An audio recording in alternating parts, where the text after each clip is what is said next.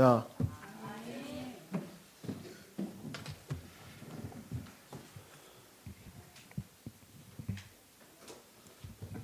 반갑습니다. 헌신예배 메신저로는 처음 섰습니다. 다른 교회, 항상 교회에서만 있다가 다른 교회 헌신예배 메신저로는 처음입니다. 불러주신 우리 김배울 목사님과 또 여러 성도님들께 감사를 드립니다. 혹시 여러분들 아름다운 교회가 얼마나 중요한 교회인지 알고 계십니까? 그리고 여러분의 목사님이 얼마나 귀중한 목사님인지 알고 계십니까? 알면 다행이십니다. 다른 분들은 그런 부분들을 잘 못 아시는데 우리 김별 목사님 아마 개척하기 전부터 하루에 한 명씩 영접 운동하는 거 꾸준히 해오셨어요. 지금은 어쩌신가 모르겠는데 그거 할 수 있는 목사님들 별로 없거든요. 근데 우리 목사님 그 일 꾸준히 해오셨고 요즘은 영접 메시지 구원의 여길 그리는 거 계속해서 훈련받고 계십니까? 여러분들이 그것을 그릴 수 있다. 3분으로 5분으로 10분으로 마음대로 그릴 수 있다. 최고의 영적 무기를 가진 사람들입니다. 여러분들 그런 목사님 밑에서 훈련받고 있고 신앙생활하고 있다는 것 최고의 축복으로 생각하실 수 있기를 바랍니다. 특별히 우리 오늘 찬양대 렘넌트 제가 순서를 잘 몰라가지고 강의 안에다가 렘넌트 성가대 헌신예배라고 그래요. 찬양대 및 렘넌트 헌신예배인데 저는 광주로 학교를 가면서 처음 교회를 갔어요. 근데 처음 교회를 딱 가니까 그냥 등록하자마자 그 다음 주부터 성가대를 앉으라 그러더라고요. 거의 개척교회였거든요. 성가대를 앉았습니다. 중학교 때 음악 점수가 기본 한 3, 40점 그랬을 거예요. 왜냐? 노래를 못해요. 사람 앞에 서면 떨려가지고 노래를 할 수가 없습니다. 그리고 음악이라는 게 별로 저하고는 관계가 없었어요. 그래서 단조, 장조, 샤, 플레 이런 거하고는 전혀 나하고는 관계가 없는 사람이었기 때문에 그것을 배우려고 생각도 안 했고 그래서 음악에 대해서는 거의 관계가 없는 사람으로 이렇게 살아왔는데 교회를 딱 오니까 성가대에 앉히는 거예요. 그러면서 베이스를 하라는데 베이스가 뭔지를 어떻게 합니까? 그러면서 이제 학교를 딱 들어갔는데 학교 음악 선생님이 지금 광주 베델교회라고 있어요. 광주 중앙교회, 광주 제1교회 이렇게 큰 교회와 이렇게 거의 같은 수준에 있는 그 베델교회 주일 낮 예배 성가대 지휘자가 고등학교 음악 선생님이었습니다. 그분한테 이제 음악을 배우고 교회에서는 주일날 오후가 되면은 오후 밥 먹고 나면은 옛날에는 예배가 없었어요. 그리고 이제 저녁 예배가 있었거든요. 밥 먹고 나면 할 일이 없어요. 그러면 이제 혼자서 피아노 앞에 앉습니다. 그래가지고 제가 고등학교 다닐 때는 찬미예수 200까지 나왔었어요. 요즘 찬미예수 1000 있고 쭉 있는데 찬미예수 200까지 있는데 찬미예수 1장부터 200장까지 여기 앉아서 한 손가락으로 이제 피아노를 두드리기를 시작을 합니다. 그래가지고 1장부터 200장까지 일단 가요. 어려운 것은 못 배우고 쉬운 것은 두드려가지고 제가 찬양을 배웠어요. 고등학교 1학년 때 중간고사 때 음악 시험을 딱 봤는데 실기 50점, 필기 50점. 점수 배정이 그런데 최하 점수가 실기 최하 점수가 25점이에요. 그 밑으로는 안 줘요. 그리고 실기 최고 점수가 49점, 50점은 안 줘요. 근데 1학년 1학기 중간고사 때 음악 실기 25점 맞았어요. 최하 점수 맞았습니다. 3년 동안 선생님한테 배우고 교회에서 날마다 매주 주일 오후에 한 3시간, 4시간씩 찬양하고 성가대하고 3학년 2학기 마지막 우리 음악 선생님은 3학년 때도 음악 실기 시험 다 봤거든요. 3학년 2학기 때 실기 딱 봤는데 49점 주더라고요. 성가대하고 찬양하고 또 마음 담고 이렇게 찬양하니까 하나님께서 찬양할 수 있도록 그런 축복을 허락해 주셨습니다. 루터가 그랬던가요? 찬양 못하면 목사도 하지 말아라 그랬는데 목사하라고 하나님께서 찬양에 또 많은 은혜를 더해 주셨습니다. 우리 렘넌트들이 어려서부터 중고등부 시절부터 찬양을 할 수 있다. 성가대로 헌신할 수 있다. 우리 렘넌트들이 나중에 커서 중직자가 되어주고 하면은 그것이 최고의 발판이 되어질 줄로 믿습니다. 성가대 헌신할 수 있다. 최고의 축복으로 생각하실 수 있기를 주님의 이름으로 축복합니다. 제목이 그리스도와 연합한 렘넌트라는 제목인데요. 우리도 우리 자신을 향하여서 믿음의 사람들 그렇게 이야기를 합니다. 믿는 사람. 밖에 있는 사람들도 예수 안 믿는 사람들도 우리를 향하여서 예수 믿는 사람들이라고 이야기를 합니다. 뭐가 중요하냐면 믿는다라는 게 중요해요. 믿음의 사람들. 우리는 믿음의 사람들이죠. 그러죠? 누구를 믿습니까? 예수 그리스도를 믿습니다.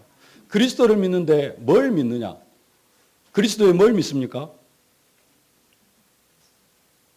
다락방에서는 그리스도의 삼중직, 선지자, 제사장, 왕 되시는 그 그리스도를 믿습니다. 근데 기존 교회에서는 그리스도의 삼중직 별로 그렇게 강조 안 합니다. 그리고 뭔만 이야기하느냐? 십자가와 부활 이야기합니다. 근데 사도 바울도 뭔만 이야기하느냐? 사도 바울이 그리스도의 삼중직 이야기하고 그러진 않았습니다. 뭘 이야기했냐면은 십자가와 부활만 이야기를 했어요. 사도행전 17장 2절로 3절 함께 봉독하십시다.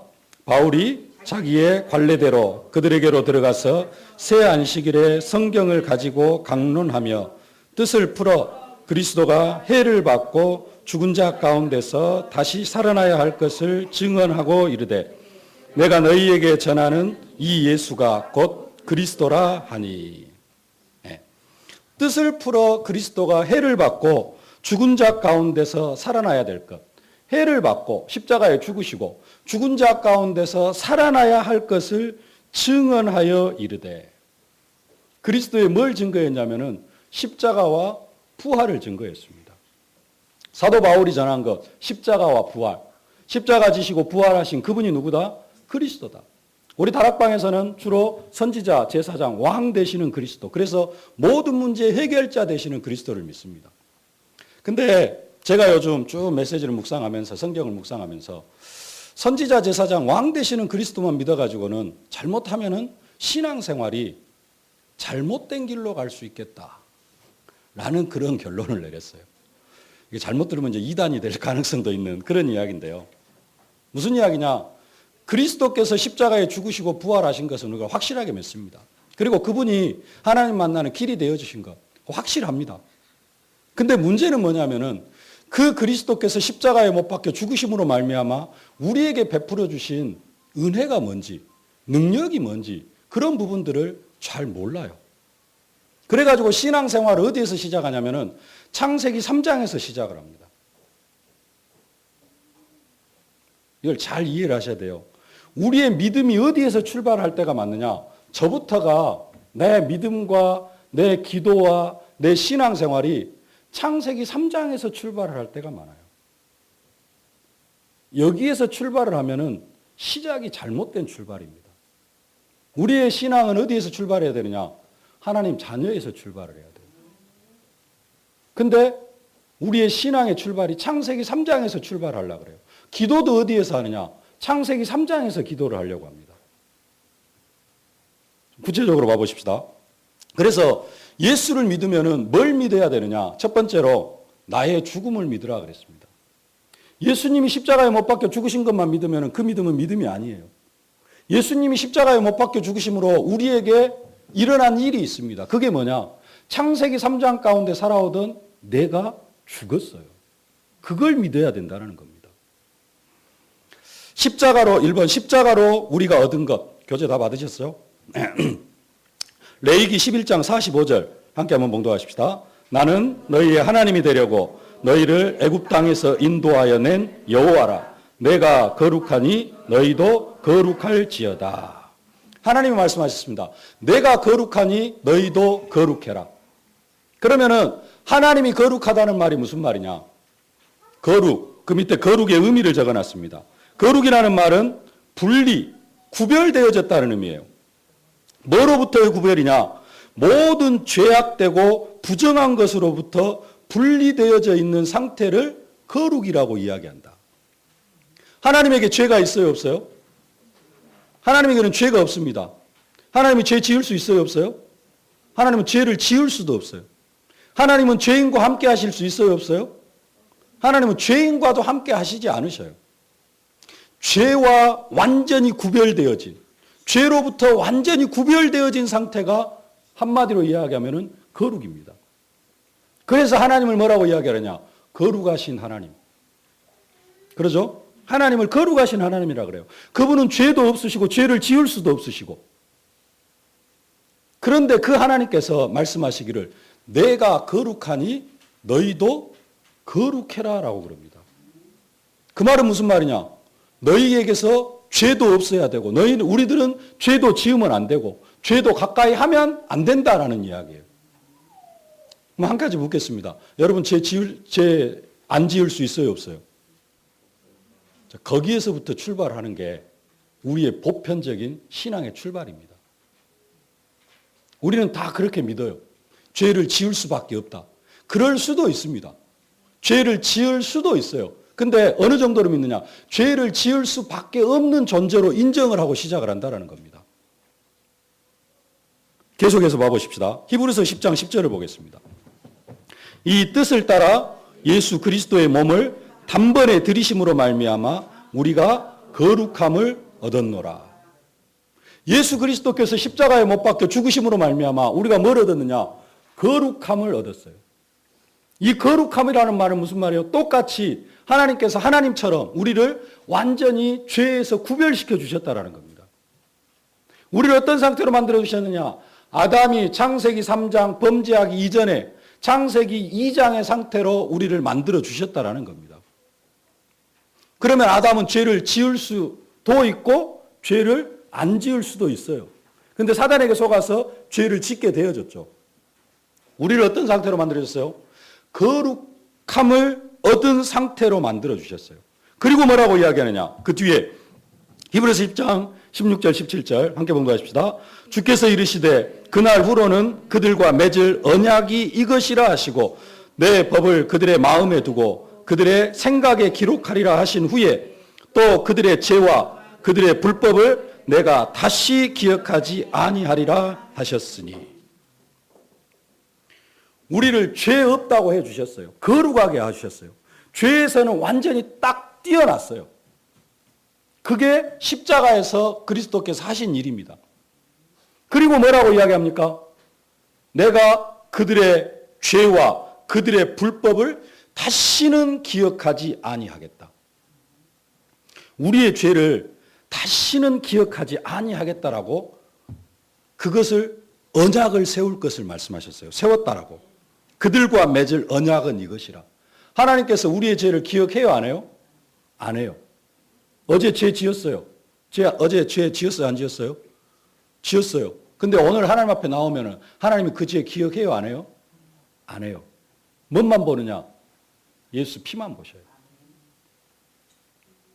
근데 우리는 하나님 앞에 나올 때 뭘로 나오느냐? 죄인으로 나와요. 다시 묻겠습니다. 하나님은 죄인과 함께 하실 수 있어요, 없어요? 근데 죄인으로 나오면 하나님이 우리 예배를 받으셔요? 근데 왜 우리가 하나님 앞에 죄인으로 나와요?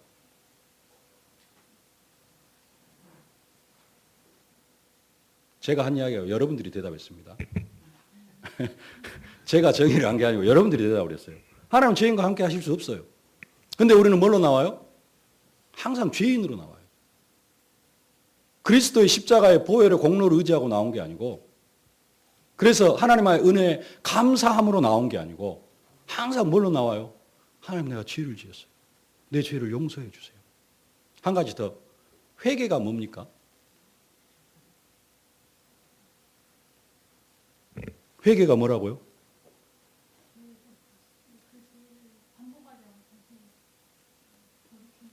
그게 회개예요.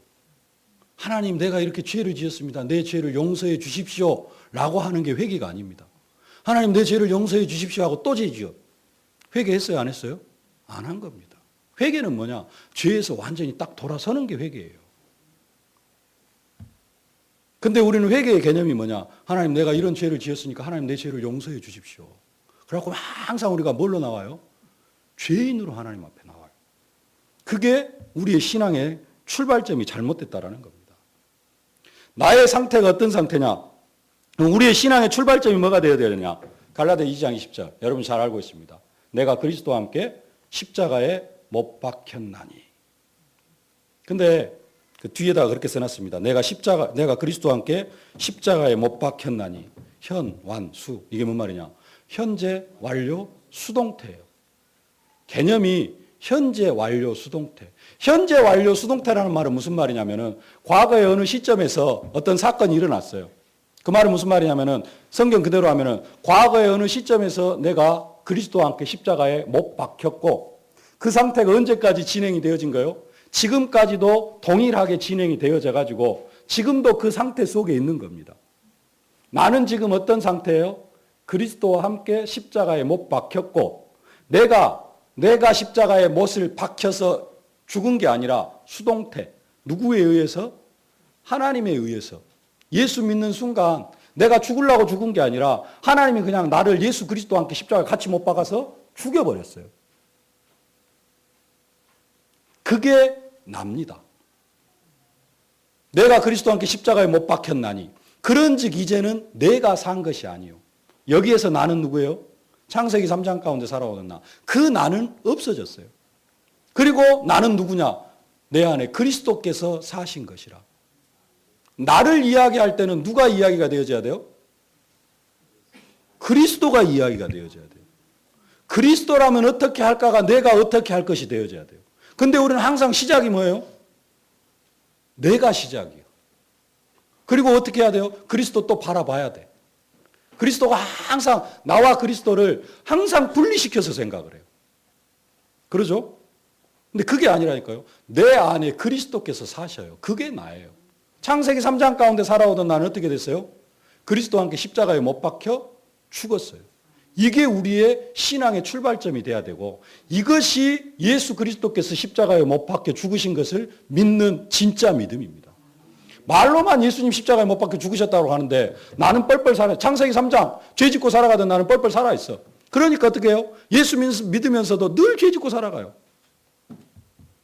왜? 그 믿음 가지고 있으니까. 나는 죄를 지을 수밖에 없는 존재이기 때문에 예수 믿어도 항상 죄 짓고 살아가요.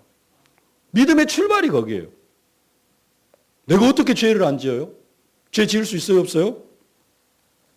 로마서 6장 4절 한 가지 더 보고요. 함께 봉독합시다. 그러므로 우리가 그의 죽으심과 합하여 세례를 받음으로 그와 함께 장사되었나니. 거기까지만 보면 됩니다. 우리가 그의 죽으심과 합하여 세례를 받음으로 그와 함께 장사되어졌어요. 뭐가 장사되어졌어요? 창세기 3장 가운데 살아오던 나는 그리스도와 함께 장사 지낸 바 되어졌어요. 죽어갖고 땅속에다 묻어버렸다 이거예요. 예수 믿으면 저주와 재앙이 찾아와요, 안 찾아와요?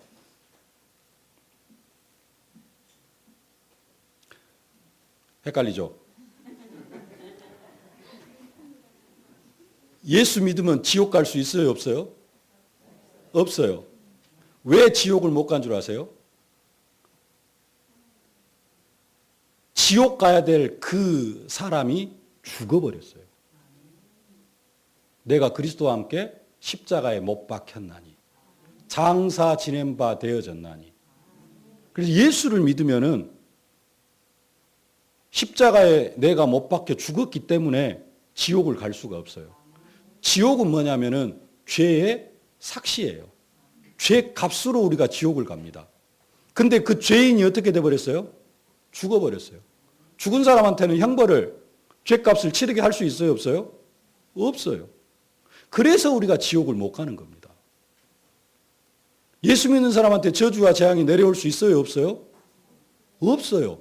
저주와 재앙이 내려갈 창세기 3장 가운데 살아오던 내가 죽어버렸어. 저주와 재앙도 뭐예요? 죄값이요. 근데 그 죄값을 치러야 될 사람이 죽어버렸어요. 죄값 치를 수 있어요? 없어요? 없어요. 근데 문제는 뭐냐? 사탄은 그리스도께서는 우리를 십자가에 못 박혀, 함께 우리가 십자가에 못 박혀 죽게 만들었는데 사단은 십자가에 못 박혀 죽은 나를 계속해서 살려요. 그리스도 안에서 살아난 게 아니라 창세기 3장 가운데 살아오던 그 나를 다시 또 살린다니까요. 그래가지고 그 상태가 살아가요. 그러면 어떻게 돼요? 저주와 재앙이 다시 와요. 이제 원리가 이해가 되어지십니까? 근데 믿음은 뭐냐? 나는 그리스도와 함께 십자가에 못 박혔나니. 창세기 3장 가운데 살아온 나는 그리스도와 함께 장사 지낸 바 되어졌다. 여기가 우리의 믿음의 출발점이 되어져야 됩니다. 우리의 신앙의 출발점이 이것이 되어져야 돼요. 그래서 이야기합니다. 우리는 어떤 사람이다? 죄에 대하여 죽은 자다. 로마서 6장 2절. 그럴 수 없느니라. 죄에 대하여 죽은 우리가 어찌 그 가운데 더 살리요. 우리의 믿음의 출발점이 뭐가 되어야 되느냐? 우리는 죄에 대하여 죽은 자다. 죄에 대하여 죽은 자는 죄를 지을 수 있어요, 없어요? 없어요. 잘못해서 또 죄를 지을 가능성이 있기는 있어요. 그러나 이 상태입니다. 아담이 어떤 상태냐면요. 죄가 하나도 없는 상태로 만들어놨어요. 아담은 그러면 어떤 상태죠? 앞으로 죄를 지을 수도 있고 죄를 안 지을 수도 있는 상태입니다. 예? 사단에게 속지 않았으면 아담이 죄 끝까지 안 짓고 살아갈 수 있잖아요. 우리도 그런 상태로 만들어 주셨어요. 하나님이. 죄를 아예 없다고 하셨고 우리 죄를 기억지도 아니하시고 우리는 죄에 대하여 죽은 자로 우리가 되어졌거든요. 죽은 자가 죄를 지을 수 없어요? 없어요? 없어. 그러니까 사탄은 그 죄에 대하여 죽은 우리를 계속해서 살리는 거예요. 내가 죄를 짓는다. 사단한테 속아가지고 또 창세기 3장 그리스도 어디로 가볼 거 없어. 그리고 또 살아나가지고 그 몸이 죄를 짓는 거예요. 그래서 진짜 믿음의 출발점은 뭐냐? 나는 죄에 대하여 죽은 자다. 그럴 수 없느니라. 뭐 할 수 없다? 죄를 지을 수 없다. 죄에 대하여 죽은 우리가 어찌 그 가운데 더 살리요. 여기에서 신앙생활이 출발하는 게 진짜 예수의 십자가를 믿는 겁니다. 그 믿음에서 출발하실 수 있길 바랍니다. 로마서 6장 11절 함께 봉독합시다. 이와 같이 너희도 너희 자신을 죄에 대하여는 죽은 자요 그리스도 예수 안에서 하나님께 대하여는 살아있는 자로 여길지어다. 나를 뭘로 여겨야 돼요? 죄에 대하여는 죽은 자로 여기는 것. 그게 믿음의 출발점입니다. 로마서 6장 19절 함께 봉독합시다. 너희 육신이 연약함으로 내가 사람의 예대로 말하노니 전에 너희가 너희 지체를 부정과 불법에 내주어 불법에 이른 것 같이 이제는 너희 지체를 의에게 종으로 내주어 거룩함에 이르라. 더 이상 여러분의 몸을 어디에 내주지 말라? 죄에게 내주지 말아라. 죄에게 내주지 않을 수 있을 정도로 우리를 재창조해 주셨습니다. 이것을 믿는 믿음이 예수님의 십자가를 믿는 믿음입니다. 그냥 내 죄 깨끗함을 받았다. 나는 이제 천국 갈 수 있다. 그 정도가 아니고요. 우리는 더 이상 죄에 거할 수 없는 존재로 하나님께서 만들어 주셨다. 근데 사단이 아담을 넘어뜨렸잖아요. 아담은 선악과 따먹게 만들었잖아요. 여러분을 사단이 너무나 잘 알고 있어. 여러분의 과거의 영적 문제 너무나 잘 알고 있어. 그래서 사단이 여러분을 또 공격해요. 도깨비 뿔 달린 모양으로 찾아온 게 아니라 누구를 통해서? 여러분 가장 가까운 사람을 통해서. 하와에게 가장 가까운 존재가 아담 말고 뱀이었어요. 여러분의 가장 가까운 존재를 통해서, 남편을 통해서, 아니면 자녀를 통해서. 우리 딸들은 몰라. 하여간 가까운 사람들을 통해서 사단이 여러분을 속여. 뭐 하게 하려고? 죄 짓게 하려고. 그때 죄를 딱 지으잖아요. 그러면 뭐 한 거예요? 선악과 하나 따먹은 거예요, 또. 선악과 따먹으면 돼요, 안 돼요? 안 따먹을 수 있어요, 없어요? 선악과 안 따먹을 수 있어요, 없어요? 있어요. 사탄의 실체를 알고 하면은 안 따먹을 수 있어요. 근데 지금까지 믿음은 뭐였어요? 사단이 오면은 나는 선악과 따먹을 수밖에 없는 존재다라고 믿고 살아왔어요. 그건 믿음이 아닙니다. 거룩하게 하셨어요. 이게 참된 십자가를 믿는 믿음입니다. 이 믿음 안에서 출발하실 수 있길 바랍니다. 4번, 우리가 죄를 지으면 아무렇지도 않다? 저주와 재앙이 임한다? 지옥 간다? 막 생각합니다. 이거. 옛날에는. 지금은 생각하면 안 돼요. 뭐라고 해야 돼요? 문제가 틀렸어. 우리는 죄를 지을 수 없다. 나는 죄에 대하여는 죽은 자다. 여기에서 믿음이 출발해야 돼요. 그래도 아담이 선악과 따먹은 것처럼 또 미움이 찾아오기도 하고 그럽니다. 나는 죄에 대하여 죽은 자다 해도. 근데 나는 그냥 죄에다가 딱 내놔버려. 나는 죄를 지을 수밖에 없는 존재다. 여기에서 시작하면 늘 죄 짓고 살아가죠. 출발이 그건데, 믿음이 그건데. 예수님의 십자가를 믿는다면 반드시 믿어야 될 것. 나는 죄에 대하여 죽은 자다. 죄 짓고 살아오던 나는 그리스도와 함께 십자가에 못 박혔다. 내가 그리스도와 함께 십자가에 못 박혔나니. 갈라디아 2장 20절. 이게 여러분의 신앙의 출발이 되어지실 수 있기를 주님의 이름으로 축복합니다. 두 번째로 보좌의 축복을 믿으라 그랬습니다. 부활과 관계된 겁니다. 우리는 예수의 부활을 믿습니다. 그 부활이 우리에게 미친 능력 어마어마합니다. 이루 말로 헤아릴 수 없습니다. 그런데 그 축복을 우리는 사단에게 다 빼앗기고 살아갑니다. 바울의 기도가 뭐냐면요. 에베소 교회에 간절히 기도하는 내용이 뭐냐면은 우리에게 베풀어 주신 능력이 얼마나 큰지 그것을 알기를 간절히 원한다라는 겁니다. 에베소 1장 19절 함께 봉독합시다.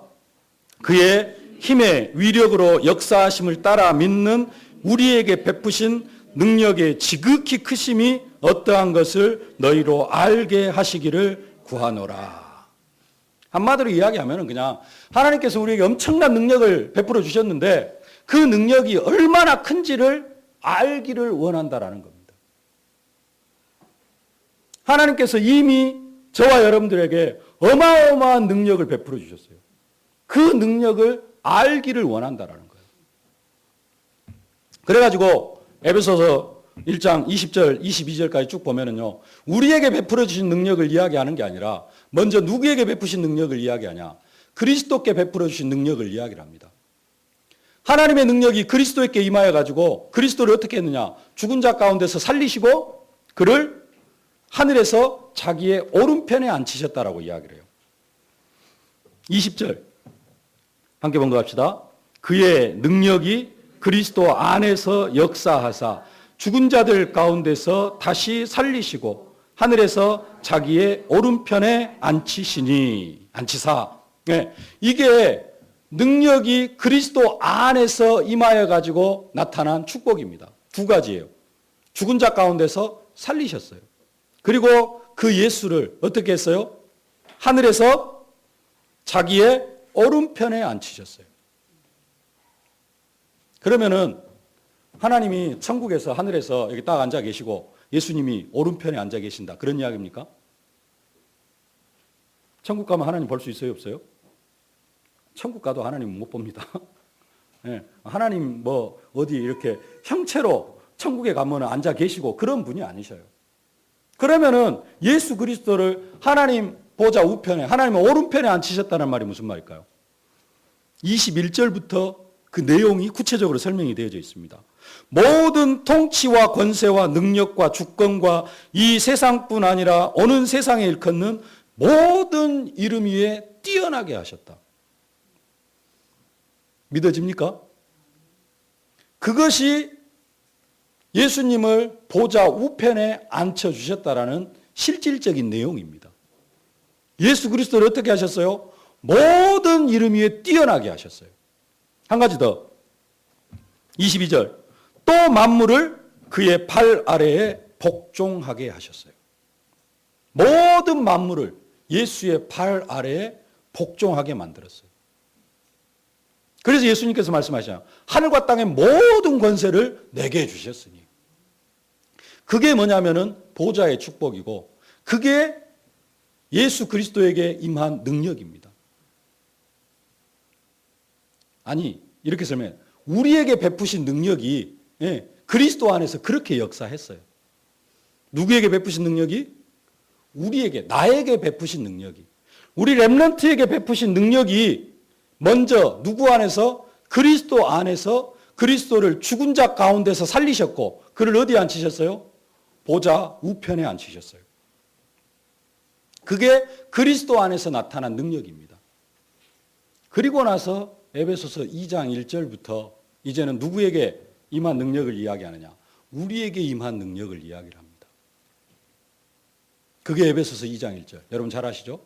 허물과 죄로 죽었던 너희를 살리셨도다. 누구를 살린 것처럼? 그리스도를 죽은 자 가운데서 살리신 것처럼 똑같이 그의 능력이 우리에게 역사하사 우리를 허물과 죄로 죽었던 우리를 살려주셨대요. 그게 우리가 받은 능력입니다. 더 중요한 것, 여러분들이 그냥 읽고 스치고 지나갔던 말씀. 에베소서 2장 6절입니다. 함께 봉독합시다. 또 함께 일으키사 그리스도 예수 안에서 함께 하늘에 앉히시니. 누구를요? 나를 또 함께 일으키사 그리스도와 함께 일으켰어요. 그리고 그리스도 예수 안에서 함께 어디에 앉히셨어요? 하늘에 앉히셨어요. 그 하늘은 어딜까요? 보좌 우편. 예수님이 어디 앉아 계셔요? 하나님 보좌 우편에. 근데 그 예수와 함께 나를 어디에 앉히셨어요? 그 보좌 우편에 앉히셨어요. 지금 뭐 설명하려다가 예수 그리스도를 먼저 설명했죠? 우리에게 베푸신 능력의 지극히 크심이 어떠한 것을 설명을 하려고 하니까 우리한테 먼저 그 이야기를 하면 못 알아들을 것 같아. 그러니까 그 능력이 그리스도 예수 안에서 이렇게 나타났다. 그게 죽은 자 가운데 살리셨고 보좌 우편에 앉히셨다. 그 보좌 우편에 앉혔다는 말은 모든 이름 위에 뛰어나고 모든 무릎을 예수의 발 앞에 꿇게 했다. 근데 그 능력이 나에게 역사하사 나를 죽은 자 가운데서 살리셨고 나를 어디에 앉히셨어요? 보좌 우편에다가 나를 앉혀버렸어요. 그게 뭐냐면 유 목사님이 요즘 말했던 보좌의 축복입니다. 우리가 무슨 축복을 받았어요? 보좌의 축복을 받았어요. 하나님은 이미 나에게 뭘 허락하셨어요? 모든 무릎을 내 발 앞에 꿇게 하시고 나를 모든 이름 위에 뛰어나게 하셨어요. 왜냐? 내 안에 그리스도가 함께 계시기 때문에. 나와 그리스도를 분리시키면 안 됩니다. 근데 우리는 늘 신앙의 출발이 뭐냐? 나와 그리스도를 일단 분리시켜 놓고 시작을 해요. 이 분리가 되어지면 안 됩니다. 분리가 되어지면 예수 안 믿는 거예요. 예수와 나는 하나가 되어져야 돼요. 그러니까 예수와 함께 내가 어디에 앉혔어요? 하늘에 앉혀졌어요. 나를 하나님이 내 앞에 모든 무릎을 꿇게 하시고 모든 이름 위에 뛰어나게 나를 하셨어요. 여기에서 우리의 신앙생활이 출발해야 돼요. 근데 매일 신앙생활의 출발이 나는 연약하고 나는 부족하고 나는 힘이 없고 그게 겸손한 것처럼 느껴져요. 절대 그렇지 않습니다. 하나님은 우리에게 어마어마한 축복을 허락해 주셨어요. 이제 그게 그 속에서 나에게 주신 축복이 이렇게 크기 때문에 그 속에서 조금 겸손해지는 것. 그게 정상입니다. 그냥 나는 힘도 없고 연약하고 그게 겸손이 아니에요. 그게 우리에게 임한 능력입니다. 예수님이 부활하셨어요. 예수님 십자가에서 부활하셨다. 사망 권세, 지옥 권세, 사단 권세 완전히 깨트리셨다. 그걸로 끝난 게 아니고 그게 누구에게 그대로 임한 거예요? 나에게 임했다. 나에게 보좌의 축복이 있다. 모든 이름 위에 나를 뛰어나게 하시고 모든 무릎을 내 앞에 꿇게 하셨다. 이게 잘못 해석을 하면은 또 교만하게 생각이 되어질 수 있는데 그건 또 교만한 것도 아니에요. 사실은 제대로 알면은. 왜? 예수와 내가 하나이기 때문에. 근데 교만하게 생각하는 사람이 있어요. 왜? 나와 예수를 분리시켜가지고 생각을 하면은 제가 이야기를 할 때 나를 하나님이 내 앞에 모든 무릎을 꿇게 하시고 나를 모든 이름 위에 뛰어나게 하셨다라고 고백을 할 때 나를 교만하게 보는 사람이 있을 수 있어요. 그 사람은 어떤 사람이냐? 나와 그리스도를 분리시켜서 보는 사람이에요. 그리스도와 나를 하나로 안 보면은 내가 그 말을 하면은 내가 교만하게 보여요. 그러나 저 사람이 그리스도와 함께고 저 사람이 그리스도고 그리스도가 저 사람 안에 함께 있으니까 그건 당연한 것이다 라고 생각이 되어져야 되는 게 정상입니다, 사실은. 근데 모든 신앙의 출발이 우리는 창세기 3장에서 시작이 되어져요. 그러니까 믿음의 말을 하면은 좀 교만하게 보이기도 하고 그렇습니다. 이 사실을 사실적으로 믿는 게 뭐다? 예수 그리스도의 부활을 믿는 것이다라는 겁니다. 세 번째, 신성이 충만하여짐을 믿으라 그럽니다. 골로새서 2장 9절입니다. 그의 안에는 신성의 모든 충만이 육체로 거하고. 뭔 말입니까? 좀 어려워요. 공동 번역을 보면은 그 문장이 쉽습니다. 그리스도의 인성 안에 하나님의 완전한 신성이 깃들어 있습니다. 맞습니까? 믿어집니까? 예수 그리스도는 인간의 몸을 입고 오셨지만은 그분 안에는 그분은 인간이시면서 곧 하나님이시죠. 우리의 믿음이 그겁니다. 그리스도를 믿는데 그리스도는 단순하게 인간이 아니다. 누가 오신 분이다? 하나님이 인간의 몸을 입고 오셨는데 근데도 인간의 모든 연약함과 모든 고통을 다 체휼하시면서도 그분 안에 또 뭐가 있어요? 신성이 있어. 하나님이시면은 인간의 그 연약함을 느낄 필요도 없는데 그러잖아요. 근데 또 인간의 모든 연약함을 다 느끼시고 체휼하셔요. 그게 신비입니다. 그것을 믿는 것이 우리의 믿음이에요. 그렇죠? 그리스도 안에는 그리스도의 인성 안에는 신성이 완전히 깃들어져 있어요. 그렇죠? 그건 확실히 믿으시죠? 골로새 2장 10절을 믿어야 됩니다. 그러면은 그 밑에 골로새 2장 10절. 너희도 그 안에서 충만하여졌으니.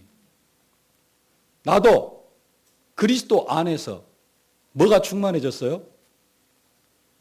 신성이 충만해졌다고. 뭔 말인지 이해가 됩니까? 이게 하나님 만난 사람이에요. 사도 바울이 이야기를 하는 겁니다. 너희도 그리스도 안에서 신성이 충만해졌다. 그럼 우리가 하나님이 된 겁니까? 그게 아니고 창세기 1장 27절 28절 하나님이 자기 형상대로 사람을 창조하셨어요. 그것이 회복되어진 겁니다. 그리스도 예수 안에서. 이게 선지자 되신 예수 그리스도를 믿는 거예요. 이제 나에 대한 개념을 확 바꿔야 됩니다. 예수님 십자가에 못 박혀 죽으심으로 말미암아 우리가 완전히 거룩하게 되어졌어요.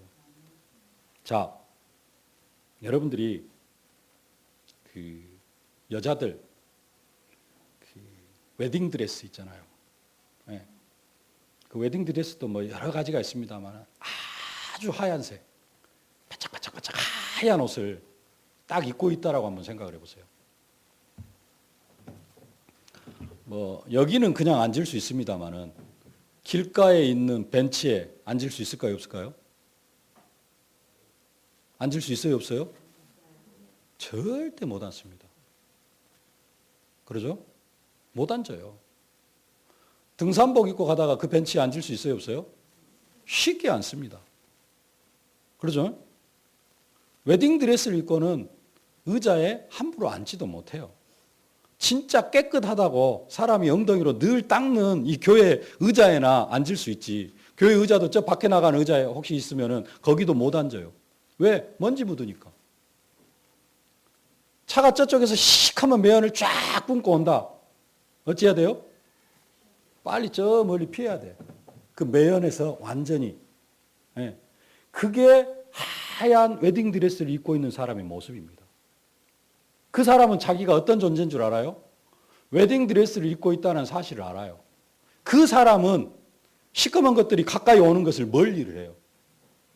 하나님께서 나의 죄를 흰눈같이 양털같이 깨끗하게 하셨다라는 사실을 진짜로 믿는 사람은 죄가 가까이 올라 그러잖아요. 도망가요. 근데 아까 믿음의 출발이 나는 죄인이고 죄 지을 수밖에 없는 존재고 그러면 어째요? 뭐 하고 있는 거예요? 내가 원래 좀 시커맸는데 조금 물 좀 빼줬어. 그 정도로 믿고 있으면 어째요? 길 가다가 아무 데나 앉아요. 죄가 나한테 가까이 오면은 그럴 수도 있지 하면서 그냥 막 하는 거예요. 우리의 믿음의 출발이 바뀌어야 됩니다. 십자가를 믿는다는 것. 예수님 단순하게 그냥 십자가에 못 박혀 죽으셨다. 그걸로 끝나는 게 중요한 게 아닙니다.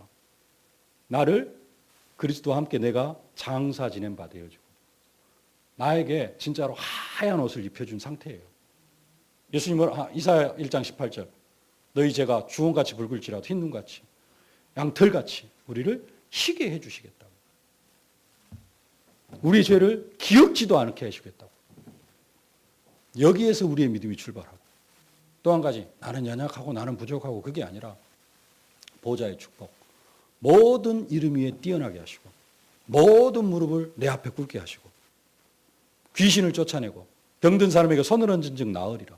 믿는 자들이 이런 표적이 있다더니 귀신을 쫓아내고 뱀을 집어 무슨 독을 마시지 해를 받지 않고 병든 사람에게 손을 얹은 즉 나으리라.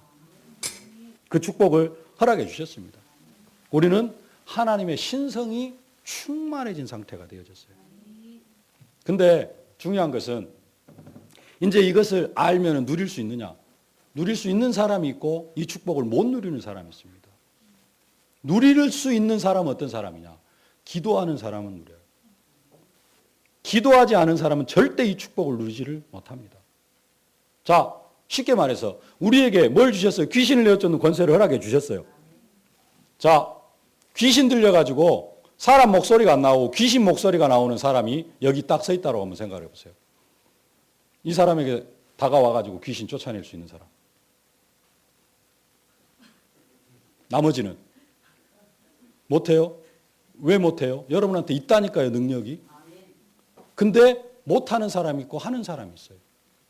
많이 쫓아내봐서 할 수도 있지만은 기도한 사람은 그 능력이 누게 되어져 있느냐? 내게 되어져 있어요. 기도하지 않는 사람은 그 능력이 누구 것이냐? 성경에 기록되어 있어요. 내 것이 되어진 사람하고 성경에 기록되어진 사람하고는 삶의 행동에서 차이가 나요. 그래서 뭐 해야 되느냐? 여러분들이 기도할 수 있기를 바랍니다. 진짜 기도 속으로 들어가실 수 있기를 바랍니다. 그러면은 그 축복이 사실적으로 여러분 것이 되어질 줄로 믿습니다. 제가 성가대, 렘넌트 성가대 연신 예배인 줄 알고 내용은 뭐냐면은 우리가 하나님을 찬양할 때 이 상태에서 찬양을 하라는 거예요. 성가대 찬양을 할 때 나의 연약하고 막 모든 문제 다 끌어안아 가지고 그냥 입만 딸싹딸싹 찬양하지 말고 하나님께서 나를 이렇게 능력 있는 존재로 나를 이렇게 거룩한 존재로 재창조해 주셨다. 그리스도 안에 있으면 새로운 피조물이다. 하나님께서 나를 이렇게 새롭게 재창조해 주셨기 때문에 내가 기쁨으로 하나님을 찬양한다.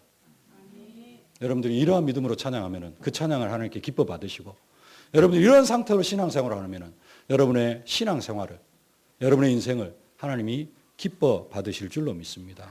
그 축복을 사실적으로 누리실 수 있기를 주님의 이름으로 축복합니다. 살아계신 아버지 하나님, 은혜와 사랑을 진심으로 감사를 드립니다. 그리스도께서 십자가에 못 박혀 죽으시고 부활하심으로 말미암아 우리를 하나님 자녀 삼아 주심을 믿습니다.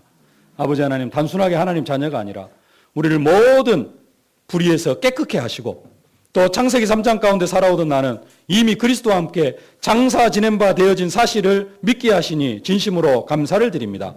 나는 그리스도와 함께 십자가에 못 박혔나니 그런즉 이제는 내가 산 것이 아니요 내 안에서 그리스도께서 사신 것이라. 이 믿음 안에서 우리의 신앙이 출발할 수 있도록 저희들을 축복하여 주시옵소서. 그리스도를 하나님 보좌 우편에 앉히신 것처럼 그리스도와 함께 우리도 하늘에 앉혀주심을 진심으로 감사를 드립니다. 내 앞에 모든 무릎을 꿇게 하시고 모든 이름 위에 뛰어나게 나를 재창조하여 주심을 진심으로 감사를 드립니다. 그 능력과 권세를 가지고 세상의 흑암 세력을 꺾고 흑암의 나라를 꺾고 하나님의 나라를 확장해 나아가는 증인들이 되게 하여 주옵소서. 그리스도 예수 안에 신성이 충만한 것처럼 우리도 그리스도 안에서 신성이 충만하게 하여 주심을 진심으로 감사를 드립니다. 하나님의 형상이 온전히 회복되어진 이 믿음으로 저희들이 신앙생활할 수 있도록, 이 믿음 가지고 하나님을 찬양하는 찬양대가 되어줄 수 있도록 은혜로 함께하여 주옵소서. 예수님의 이름으로 기도하옵나이다. 아멘.